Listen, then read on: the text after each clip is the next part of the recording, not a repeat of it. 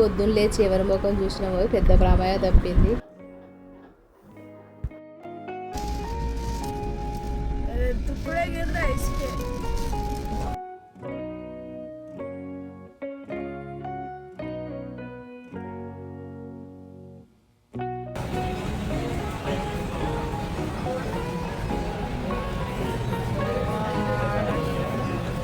Hi friends, అందరు ఎట్లున్నారు? మంచిగా ఉన్నారు కదా? నేను కూడా మంచిగా ఉన్నా. మీ సపోర్ట్ ఉంటే ఇంకా మంచిగా ఉంటా.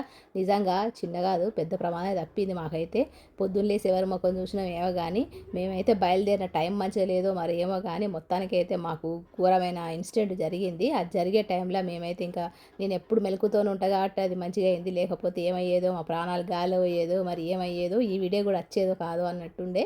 అయితే బక్రీద్ పండుగ కోసం మా అత్తోళ్ళ ఇంటికి పోయిన విషయం మీకే తెలిసిందే. ఇక మా అత్తోళ్ళ ఇంటి నుంచి ఒక 4 రోజులు ఉన్నాం. అక్కడ 4 రోజుల తర్వాత వాపస్ అవుతాను హైదరాబాద్కి. అయితే ఇవన్నీ కూడా బొగ్గుగనుల ఏరియా. అంటే కొంతమంది అడిగారు మీ అత్త వాళ్ళ ఊరు ఎక్కడ అని చెప్పి. మాది వచ్చేసి కరీంనగర్ డిస్టిక్ మంచిర్యాల అన్నట్టు. మంచిర్యాల గోదావరిఖని దగ్గర ఉంటుంది అన్నట్టు. ఇవన్నీ కూడా బొగ్గుగనుల ఏరియా అన్నట్టు. సింగరేణి ఎంప్లాయీస్ ఉంటారు. నల్ల బంగారం ఏరియా అంటారు, బొగ్గుగనుల ఏరియా అంటారు, సింగరేణి ఏరియా. ఇవన్నీ కూడా ఒకటే పేరు అన్నట్టు. ఇక్కడ బొగ్గు కోసం అయితే తవ్విన ప్లేసులు అన్నట్టు ఇవన్నీ కూడా. ఇక్కడ మొత్తం బొగ్గుగనుల ఎంప్లాయీసే ఉంటారు, సింగరేణి ఎంప్లాయీస్. ఇక అక్కడి నుంచి అయితే బయలుదేరినాం. సాయంత్రం 5 గంటలకు అట్లా బయలుదేరినాము. అంటే చల్లగా ఉంటుందని చెప్పి వాతావరణం. ఇక పొద్దున అంటే కుదరదు కాబట్టి అట్లా అని చెప్పి బయలుదేరినాము. ఎప్పుడు మేము సాయంత్రం వెళ్ళాం, పొద్దున్నే వెళ్ళేటోళ్ళం. కానీ ఎండ కోసం అని చెప్పి సాయంత్రం 5 గంటలకు అట్లా బయలుదేరినాం. ఇక్కడైతే 6:30 7 అవుతుంది. ఇంకా మా పిల్లలకు ఆకలి అవుతుందంటే సమోసాలు అవన్నీ కూడా తీసుకున్నాం. అయితే ఇక పొద్దున మీకే తమ్ముళ్ళు అయితే చదివారు కదా. నిజంగా చిన్నపాటి ప్రమాదం కాదు, పెద్దపాటి ప్రమాదమే. అది మా ఆయనకైతే చిన్నగానే అనిపించింది, నాకైతే పెద్దగా అనిపించింది. అసలు ఏం జరిగిందో చెప్తా. ఇక్కడైతే సమోసాలను మిర్చిలు అయితే తీసుకున్నాం కరీంనగర్ దగ్గర. మంచిగా వేడివేడిగా బజ్జి మిర్చిలు అయితే దొరికినాయి. కానీ సమోసాలు అయితే వేడిగా లేకుండే.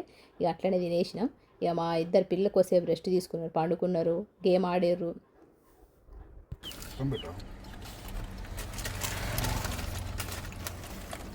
నిజంగా ఈ టైంలో మాకేం కాలేదు. మొత్తానికైతే హైదరాబాద్ దగ్గరికి వచ్చిన తర్వాత, అంటే హైదరాబాద్ శంషాబాద్ ఎయిర్పోర్ట్ దగ్గర, శంషాబాద్ రింగ్ రోడ్ వైపు వచ్చిన తర్వాత మాకైతే పెద్ద ఇన్సిడెంట్ జరిగింది.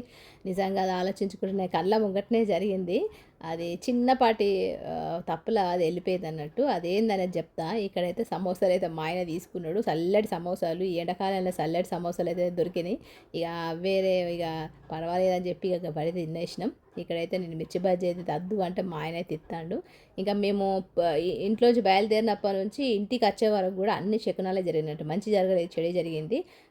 ఒక్కసారిగా వర్షం రావడం, ఒక్కసారిగా గాలి దువారం రావడం, అంతా ఒక్కసారిగా అయిపోయింది.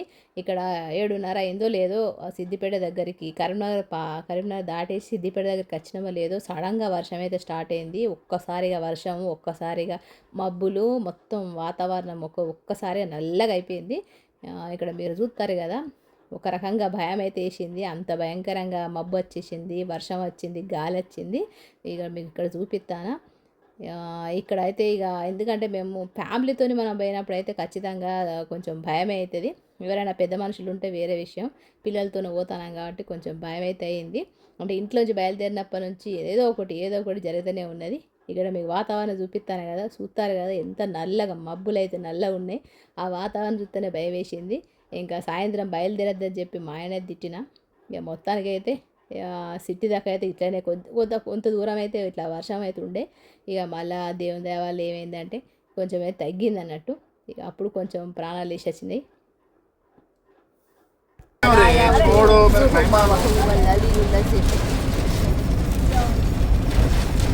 అచ్చా జానా అల్లా.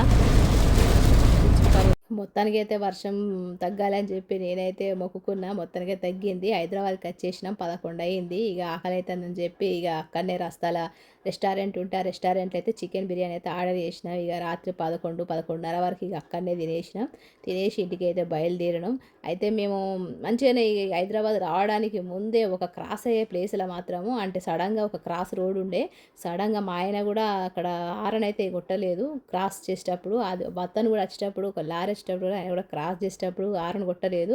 ఒక్కసారిగా మా ఆయన లెఫ్ట్ తీసుకోవడం, రైట్ తీసుకోవడం, ఇద్దరి బండ్లు ఒక్కదానిగా తగిలేటిది. కానీ ఇక నేను ఒక్కసారిగా నేను బెదిరించేసరికి మా ఆయన అయితే ఏం చేసిండు, ఒక్కసారి లెఫ్ట్ తీసేసుకున్నాడు, అతను రైట్ తీసేసుకున్నాడు. దానివల్ల పక్క నుంచి వెళ్ళిపోయింది. లేకపోతే డైరెక్ట్ లారీ వచ్చేసి మా కారు ఢీ కొట్టేది. నిజంగా అసలు అవి ఆలోచిస్తే భయం అవుతుంది. ఇక అక్కడైతే అట్లా జరిగిపోయింది. రెస్టారెంట్కి వచ్చేసి తినేసిన. రెస్టారెంట్ ముంగడ నిలబడ్డమో లేదో ఇక్కడ ఒక్కసారి గాలి ద్వారం అయితే లేచింది. దాని మీద ఉన్న అట్టలు రేకులు అన్నీ కూడా కింద పడ్డాయి. ఒక్క నిమిషంలో మా ఆయన నెత్తి మీద పడేది. మా ఆయన పోవడం, ఆ రేకులు వచ్చి కింద పడడం ఒకటి జరిగింది. ఇట్లా ఇంట్లోంచి బయలుదేరినప్పటి నుంచి ఇంటికి వచ్చే వరకు ఏదో ఒకటి అయితే జరిగింది. మొత్తానికైతే సేఫ్గా అయితే ఇంటికైతే వచ్చినాం. రాత్రి 11:30 అయింది. ఎప్పుడు ఏం జరుగుతుందో ఏం తెలియదు కానీ జాగ్రత్తగా అయితే ఇంటికి వచ్చినాం.